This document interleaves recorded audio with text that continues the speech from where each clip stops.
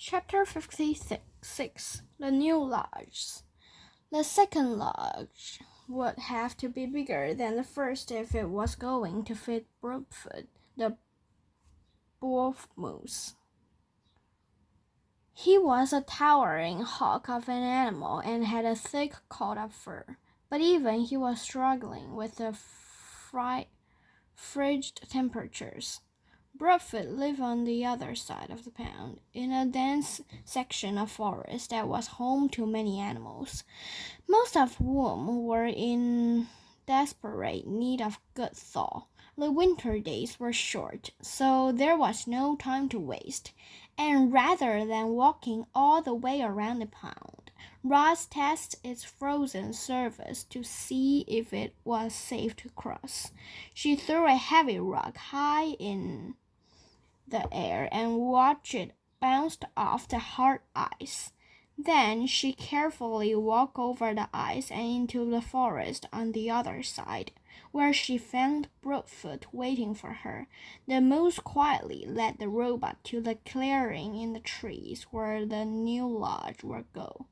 Then Roz made a fire and watched as cold creatures began crawling out from the shadows. "Do not worry," the robot said to the growling crowd, steam puffing through from their noses. "You will all be warm soon, but I need your help." Roz asked animals to collect anything useful they could find: large stones, strong branches, chunks of frozen mud. With the robot's building expertise, the small army of helpers, construction of the second lodge didn't take long. The animals happily agreed to the robot's trust, and then they shoved into the warm wooden dome. "If you need the fire alive, it will keep you alive," explained Roz as she dropped another log onto the flames. "But be careful, fire can turn deadly in an instant." At dawn, heavy snow was falling again, and there was Roz, setting out from the nest to build a third lodge. She shrugged into a great meadow, where fierce winds had creaked enormous, sweeping snowdrifts, but she powerfully through and finished the job, and was soon beginning work on the fourth lodge and then a fifth. The island became dotted with lodges that all glowed warmly through those long winter nights, and inside each one, animals laughed and shared stories and cheered their good friend Roz. Chapter 47 The Fire. Strong sounds were echoing from the far side of the pond, where what started as a low murmur gradually swelled to a chorus of terrified voices. There was an eerie glow in that part of the forest, and a thick plume of smoke began rising up from the snowy treetops. Roz charged across the ice and found the second lodge completely engulfed by a raging fire. Frightened animals were running in every direction, fleeing for their lives through the deep snow. "What happened?" shouted Roz as Broadfoot galloped wildly past. "We put too many logs in the fire pit," he said. Without stopping, the flames climbed up to the ceiling. "My baby is still in there," cried the mother hare, pointing at the burning lodge. "Somebody help, please." Roz didn't hesitate. She plowed through the snow and ducked into the lodge. Flames and smoke were everywhere. A tall stalk of logs blazed in the fire pit, and in the far corner a teeny ball of fur was shaking with fear, crouching low. The robot wound her way beneath the smoke and around the flames, and gently scooped up the young hare. "Do not worry," Roz yelled from over the roar of the fire. "You are going to be okay." She turned to leave, but the doorway had started to crumble, so she shifted the hare with her body and smashed right through the walls of the log. sizzling piece of wood went flying as the robot and the hare burst outside into the soft snow. "Oh, darling, you're all right," cried the mother hare, pulling her daughter close. "Thank you for saving my baby Roz. Now that everyone was safely away, the robot turned her action to putting out the fire. Her glowing eyes darted around as she computed a plan. Then, with all the strength in her legs, Roz launched herself high up in the snowy branches of the nearest pine tree. A moment later, the tree was shocked violently, and heaps of snow were sliding from its branches and peering out to the flames like an avalanche. Steam hissed up through the smothered mound of snow. The flames quickly died, the snow quickly melted, and within moments all that remaining was charred function of the lodge. Roz dropped down from the tree and waited as the frightened animals slowly returned. Then she said to them, "Would you like another lodge?" The animals looked at one another, unsure of what to do. Understandable, they were afraid of another fire breaking out, but they were far more afraid of the deadly cold. So they pulled together and worked with Roz and built a bigger, better lodge. On top of the old one, it had a taller ceiling and a deeper fire pit. It was made with more rock and less wood, and it had a supply of water for emergencies.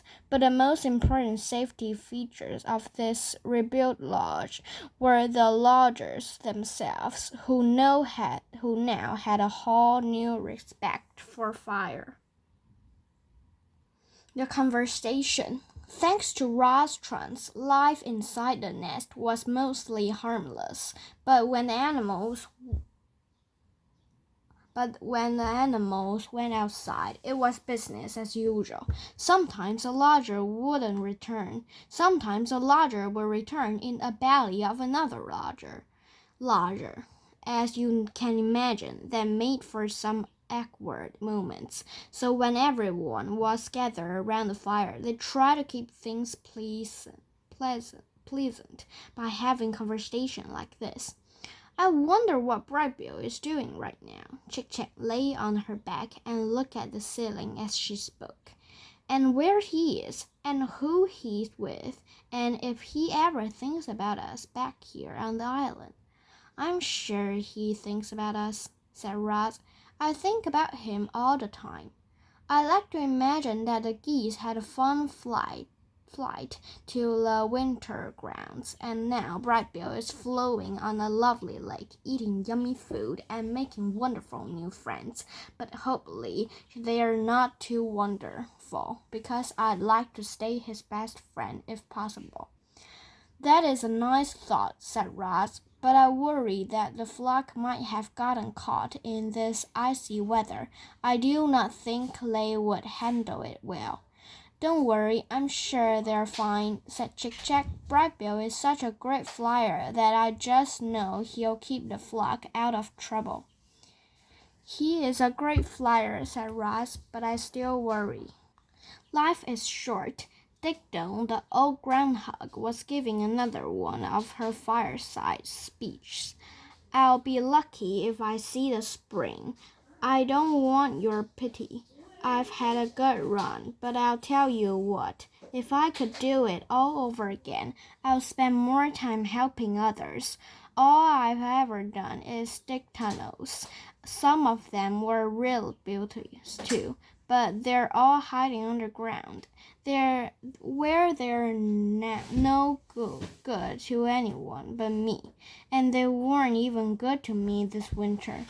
Now the beavers, they have it all figured out. They built that beautiful dam which created a lovely pond that made all our lives better.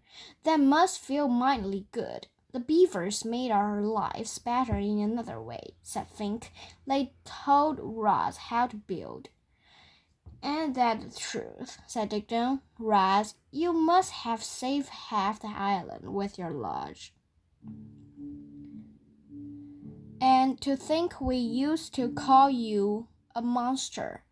I reply my debt to you if it's the last thing I do."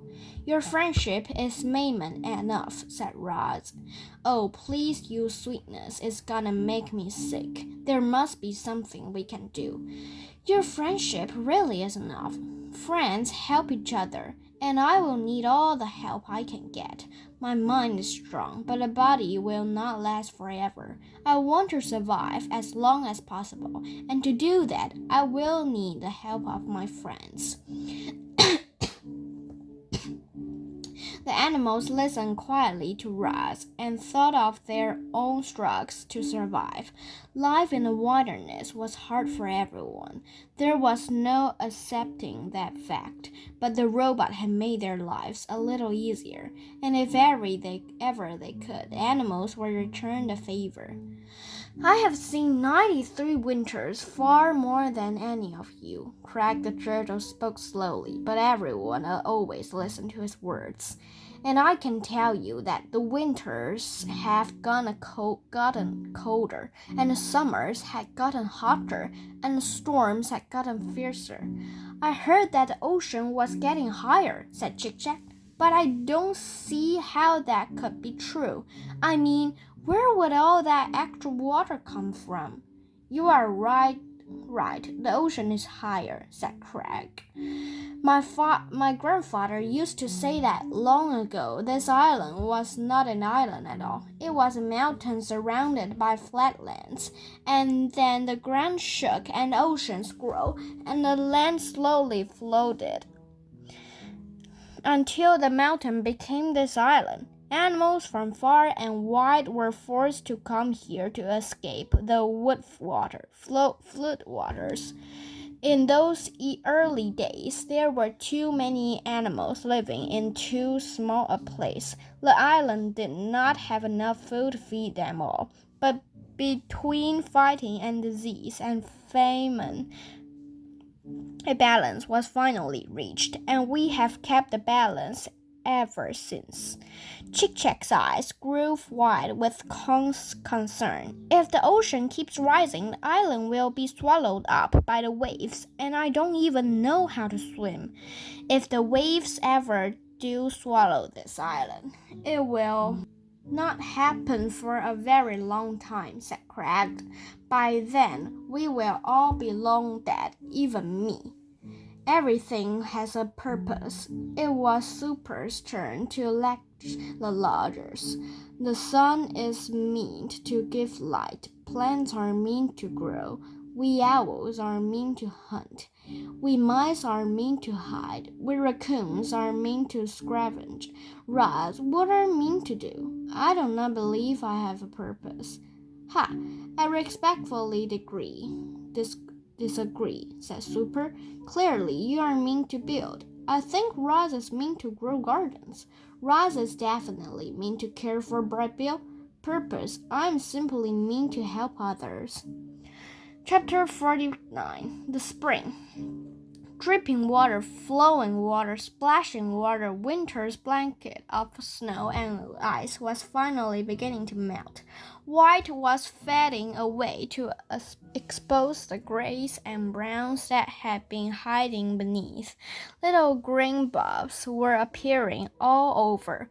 Crowds of bright flowers were rising up from the dirt, and soon the island would be bursting with rich scents and colors. At long last it was spring. The lodgers returned to their own homes. The hibernators emerged from their secret places. Roz roamed across the island and checked in with the beavers and the bears and all the friends she'd missed. Then the robot went home to work in her garden. After the hottest winter anyone could recall. Life was slowly returning to normal. However, it was a quiet spring. There were fewer insects buzzing, fewer birds singing, fewer rodents rustling. Many creatures had frozen to death over the winter, and as the last of the snow melted away, their corpses were slowly revealed. The wilderness really can be ugly sometimes, but from that ugliness came beauty. You see, those poor dead creatures returned to the earth. Their bodies nourished the soil, and they helped create the most dazzling spring bloom the island had ever known.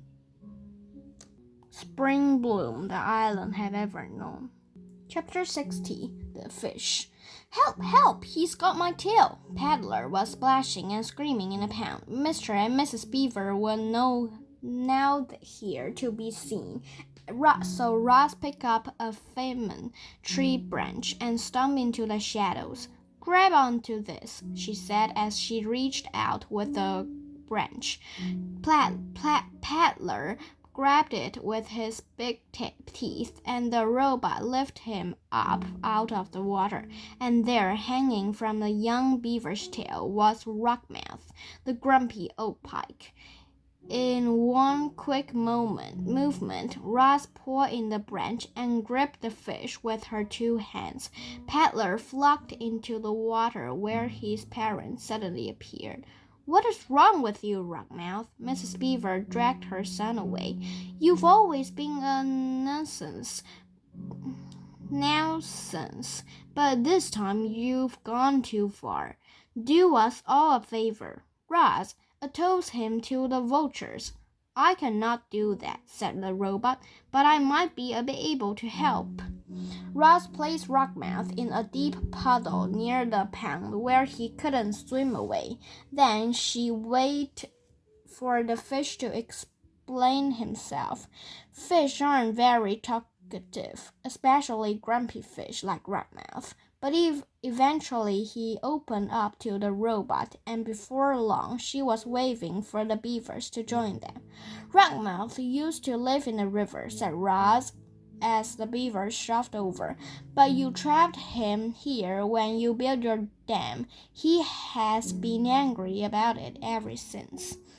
That doesn't give him the right to attack my son, hollered Mr. Beaver. It most certainly does not, hollered Mrs. Bear. I'd be upset too, said Paddler softly. I'd hate to be kept away from my home. Mr. Rockmouth, you should have said something sooner. The fish looked up from the puddle with a frigid expression that meant, I tried, but no one was listening. Well, the section had to be remended, and you can guess who rose to the ocean. Ross was determined to get Rockmouth back to his home. After she explored the nearby waterways, it became clear that she had have to carry the pike through the forest and across the great meadow to the nearest bend in the river. I need a large container, said Ross to the beavers, something I can fill with water so Rockmouth can breathe while I carry him home. I can make it myself, but I thought you might like to help. It couldn't have been easy to overcome her anger with Rockmouth, but after Mrs. Beaver had a chance to cool off, she finally came around. I suppose we're partly to blame for this whole section, she muttered. Then the beaver did the right thing, and together they carved up a wooden barrel for the fish. Here you go. Mrs. Beaver rolled the barrel over to the puddle where the robot and the fish were waiting. This should work nicely, Rockmouth. I hope you're happy back in the river. Rockmouth just flicked his tail in a way that meant, will someone please take me home now? Ross filled the barrel with water and a grumpy fish, and then they were off. She carried Rockmouth through the forest and across the meadow until she was standing on the river bank. "Welcome home," said the robot. Then she tipped the barrel and the fish plunk into the river. Rockmouth's face poked above the surface. He flashed a big toothy grin, and then he quickly swam away.